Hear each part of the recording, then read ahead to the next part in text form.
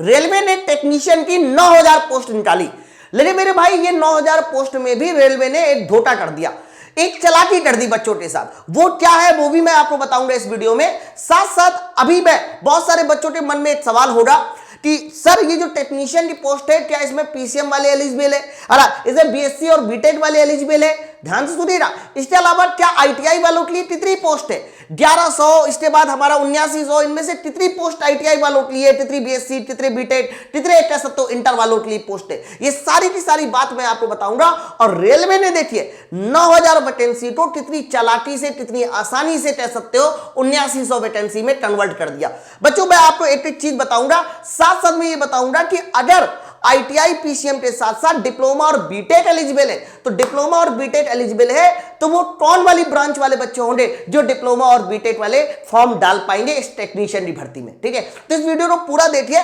उससे पहले मैं आप लोगों को बता दूं, अभी ये नोटिफिकेशन जो जारी हुआ इसमें इन्होंने टोटल 9000 पोस्ट निकाली। और मेरे भाई इस 9000 पोस्ट को इन्होंने दो कैटेगरी में डिवाइड किया।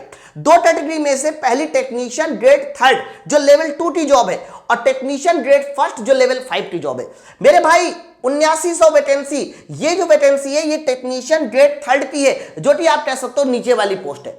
ये जो टेक्नीशियन ग्रेड 3 आता है, ध्यान रखिएगा, इसमें दो लोग एलिजिबल होते हैं, आईटीआई वाले और 10+2 पीसीएम वाले। ध्यान रखिएगा, इन दो के लिए ये वैकेंसी होती है आपकी 7900 यानी 7900।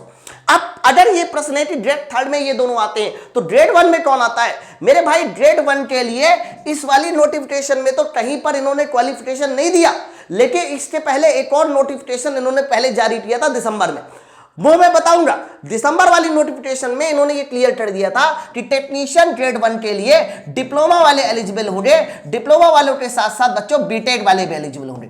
लेकिन कौन सी ब्रांच है, कौन सी कह सकते हो कि स्ट्रीम वाले एलिजिबल होंगे, इसके अलावा बीएससी। तो डिप्लोमा, बीटेक और बीएससी की जो वैकेंसी है ये टोटल वैकेंसी यहां पर 1100 है। मेरे भाई ये जो ग्रेड 1 की वैकेंसी है ना लेवल 5 की, ये अभी तक रेलवे जो है डायरेक्ट रिक्रूटमेंट से नहीं निकालता था।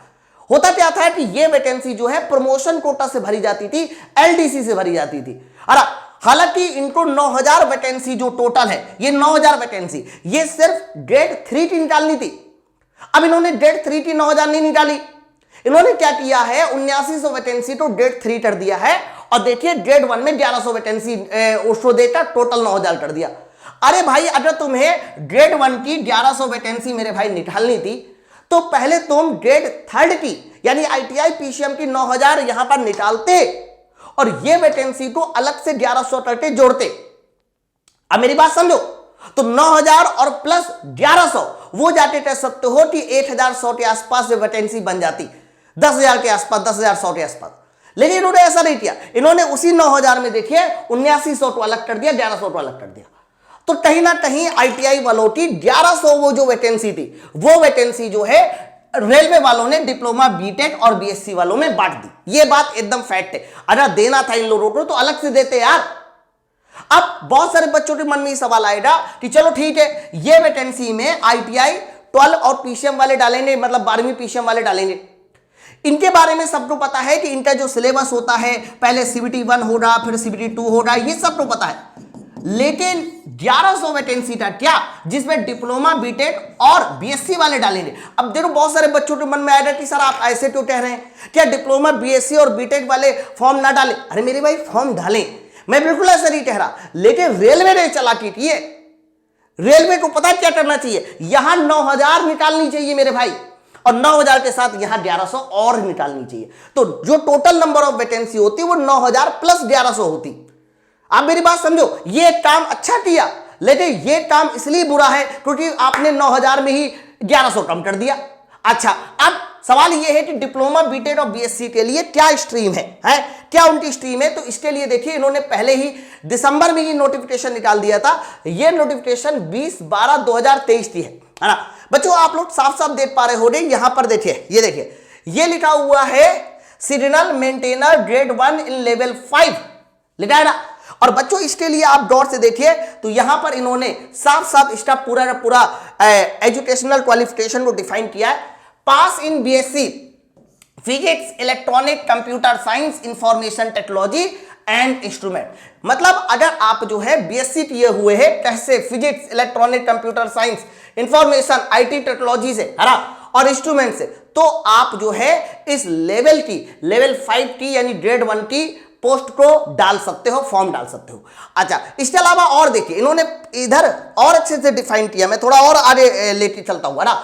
मेन ये है, इधर देखिए बच्चों, अगर आप गौर से देखिए यहां पर, तो ये लाइन साफ साफ लिखी है पास इन बीएससी, यानी बीएससी के बारे में पूरा बता दिया कि आपके पास बीएससी होना चाहिए है। बच्चों इसके साथ साथ इन्होंने देखिए नोट करके एक लाइन लिखी, candidate having qualification of diploma degree, देख लीजिए, diploma degree in engineering, the above basic stream और in the combination of any basic streams, यानी जो बेसिक स्ट्रीम है उसमें आपका डिप्लोमा बीटेक होना चाहिए या उसके कॉम्बिनेशन में होना चाहिए, तो भी आप इस फॉर्म को डाल सकते हो।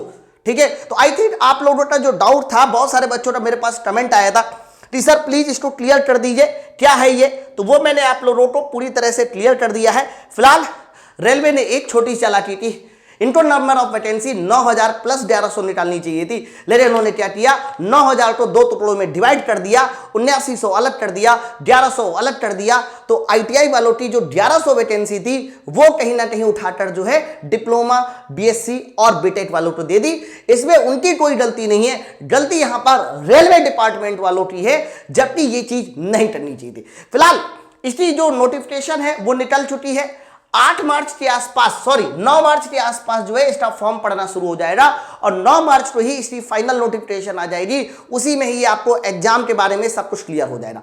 ये श्योर है कि इनका तो पता है कि इनका एग्जाम पैटर्न क्या होता है, सीबीटी 1 होता है, सीबीटी 2 होता है ना, लेकिन ग्रेड 1 वालों का एग्जाम पैटर्न क्या होगा, उनका सिलेबस क्या होगा, अभी मेरे भाई ये देखना बाकी है और ये तभी पता चल पाएगा जब फाइनल नोटिफिकेशन आ जाएगा। ठीक है, तो चलो फिर ये इंफॉर्मेशन काफी ज्यादा बच्चों तक पहुंचा दीजिए, इसलिए पहुंचा दीजिए क्योंकि बहुत सारे बच्चे अभी इसमें डाउट में थे कि क्या है क्या नहीं, पीसीएम वालों के लिए है कि नहीं वैकेंसी, बीएससी वालों के लिए है कि नहीं, वो सब कुछ मैंने आपको क्लियर कर दिया। चलो फिर मिलते हैं हम लोग अपनी नई अपडेट के साथ, और डेली अपडेट के लिए, रेलवे एग्जाम से जुड़े डेली अपडेट के लिए आप पाठशाला रेलवे एग्जाम टेलीग्राम चैनल को, इसके अलावा पाठशाला रेलवे एग्जाम यूट्यूब चैनल को जरूर सब्सक्राइब कर लें।